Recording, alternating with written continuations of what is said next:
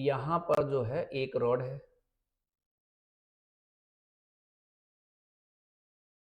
ठीक है, ये हीट कंडक्शन करा रहा है, ध्यान से समझना। ये कह रहा cylindrical metallic rod the conduct the two reservoir and the two ends conduct the heat, इसमें हीट कितना कंडक्ट करा रहा है, क्यू, ठीक है, इन टाइम टी, कितने टाइम में जी, टी टाइम में। मेरी बात से समझ, the metallic rod is melted,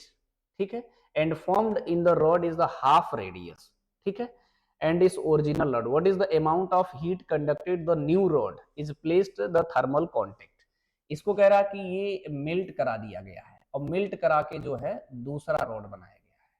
और जब दूसरा रॉड बनाया गया तो इसका जो क्रॉस सेक्शनल एरिया आर था, उस क्रॉस सेक्शनल एरिया को क्या किया है इसने जी, the metallic rod is material from the half of the radius, यहां पर आर है तो यहां पर क्या कर दिया है, आर बाई टू कर दिया है, समझे, यहां पर ये लेंथ एल है, ठीक है, तो वहां लेंथ में चेंज होगा क्योंकि अगर आप रेडियस कम करते हैं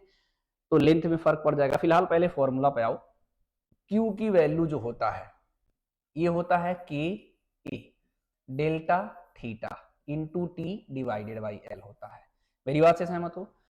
थर्मल कंडक्टिविटी मटेरियल सेम है तो सेम होगा, टेम्परेचर डिफरेंस बोल रहा है सेम है तो आपको सेम लेना है, टाइम सेम टाइम लेना है आपको, तो यानी ये एरिया रखोगे तो ये होगा हमारा पाई आर स्क्वायर, पाई तो कांस्टेंट होता है, तो क्यू किस बात पे डिपेंड करेगा फिलहाल इस क्वेश्चन के according, R square divided by L,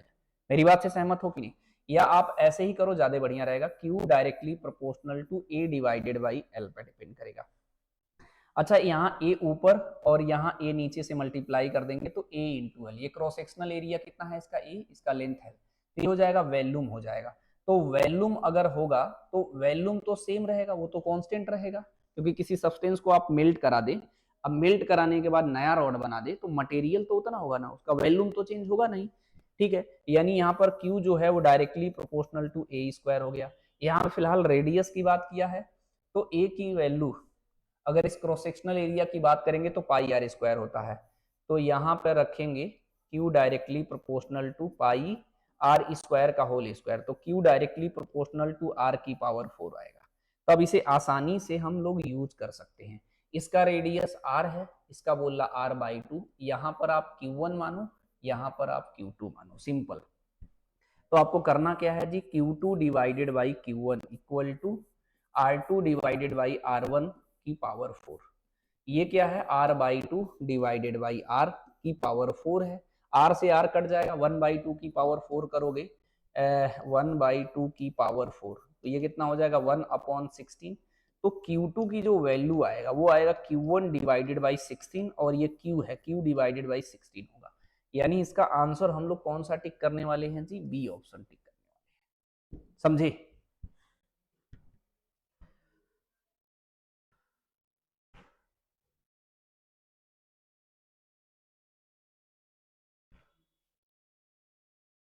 क्या पूछ रहे हो जी,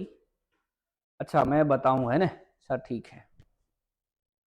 ये आया कि नहीं पहले ये बताओ, अच्छा ये समझ में आया आपकी, मैं थोड़ा बहुत एक दो क्वेश्चन शायद आपको दिया हूं करने के लिए, अगर आपको मैं जब दिया करने के लिए ट्राई करने में अगर दिक्कत हुआ होगा, वो सिर्फ दिक्कत ये है कि ये जो क्वेश्चन नहीं समझ पाए होंगे आप, ये कौन नहीं कर लेगा जी, ये इस तरीके से सिर्फ समझना ही तो है,